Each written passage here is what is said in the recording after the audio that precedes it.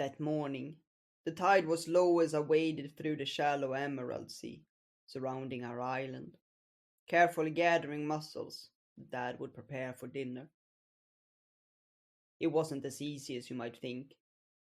The waves rolling up from the endless sea were too gentle to bring many with them, and those I did find were pretty small. I knew I would get a better yield closer to the wooden stakes. The ones marking the end of the shallow water. Even that far out, the water rarely reached my knees during low tide, but I knew I wasn't supposed to go that far. I glanced back at the shore. There was almost no one on the beach, only a few kids playing on the sand. I was 18. Sort of. I had celebrated my birthday just a few months ago, and had even been given one of those rare metal knives, the ones that only adults were allowed to touch. According to the old calendar, though, which doesn't make sense, I was 15, and my dad insisted on following it as much as he liked his mussels to be well cooked. Until, of course, there was some work to be done that only adults could perform.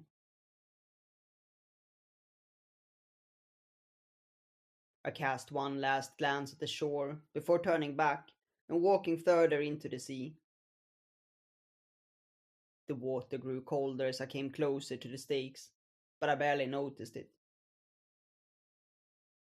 As you can imagine, my mind had already begun to wander, envisioning all those treasures I would find where the seabed dropped and the current became stronger, washing up riches from the bottom of the sea. You've been out there too, searching, haven't you? Maybe I could find some metal, I thought to myself. But even I knew that the chances for it were low. Most of the old wreckage had been salvaged and recycled long before I was born, and the sea rarely returned such heavy treasures once it had sunken to its depths. That's when I saw it. The heap of mussels, half buried in the sand. They were larger than the ones I'd collected so far, and they were different. I prided myself on knowing the sea like no one else, and I was sure I'd never seen such mussels before. The water reached almost to my knees by now, but you know how it is out there, and the water was still too shallow for any dangerous creature to have found their way in. That's when I saw it. Another large pile of mussels next to the pole. As you might imagine, I was quite hesitant by now. Who would have thought you'd find such large heaps lying around? But mussels this big were rare, and I imagined how happy Dad would be if he got some for dinner. So I gathered those closest to me and waded back with my prize. Auntie wasn't happy when she found out where I had discovered them, but she only had herself to blame. I would never have told her if she hadn't asked me the moment she saw what I had brought home. However, that wasn't the worst. Can you imagine my disappointment when she forbade us from eating them until she had ran some tests in the lab to make sure they weren't poisonous? And so, my precious dinner was gone. I'm sure you don't understand the adults either. You could spot from afar that those mussels were delicious, and I had already eaten a couple of them on my way back. Of course, I would never have told them that. I knew what would happen if I did, and I didn't look forward to being placed in that cold, noisy machine until it told me I was clear and wouldn't die a horrible death from eating something unknown. In the end, though, I wasn't too harshly reprimanded, and Aunt even assigned me the role of biologist, with a title I couldn't possibly pronounce.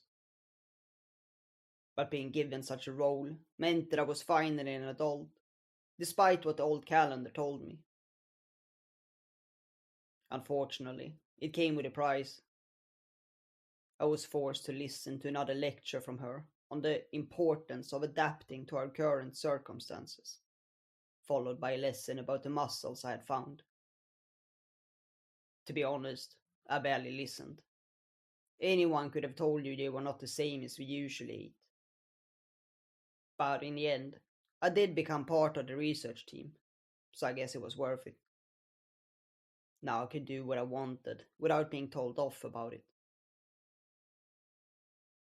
The next day, I walked into the Emerald Sea again and waded towards the stakes, this time with Dad's permission. It didn't really feel any different knowing I was a biologist, apart from maybe that the sea felt even calmer than yesterday. But I guess that didn't have anything to do with my new role in our community. From a distance, I could already see another big pile of mussels in almost the exact same spot as yesterday. Now, you must understand my confusion. You all know that the current would never bring them to the same place again. As I told you, I knew the sea like no one else, and I was sure things like that didn't happen. I slowly made my way to it and carefully observed them through the water, just as Auntie had instructed me to do. And that's when I saw it. Between the mussels was something else. I reached into the water, and a necklace made of beautiful green shells sparkled in the sun as I pulled my hand out. You must understand, I had never seen such a thing, and I stared at it with fascination until the obvious question popped into my mind. Who would have done that? I unfastened the strangely shaped pendant from my neck that you all seen. My mother calls it a cat, and placed it next to the wooden stake before tying the shell necklace around my neck. Back then, I didn't know what it meant, but even if I had known, I wouldn't have done anything differently.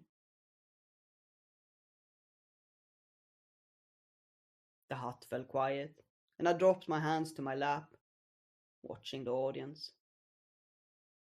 Even after all these years, I still hadn't grown tired of telling this story, and I could say the same about our audience.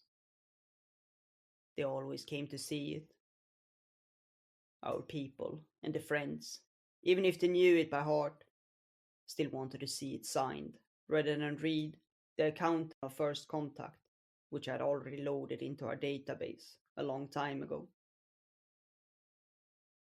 I leaned back and watched as Notori signed what happened after that.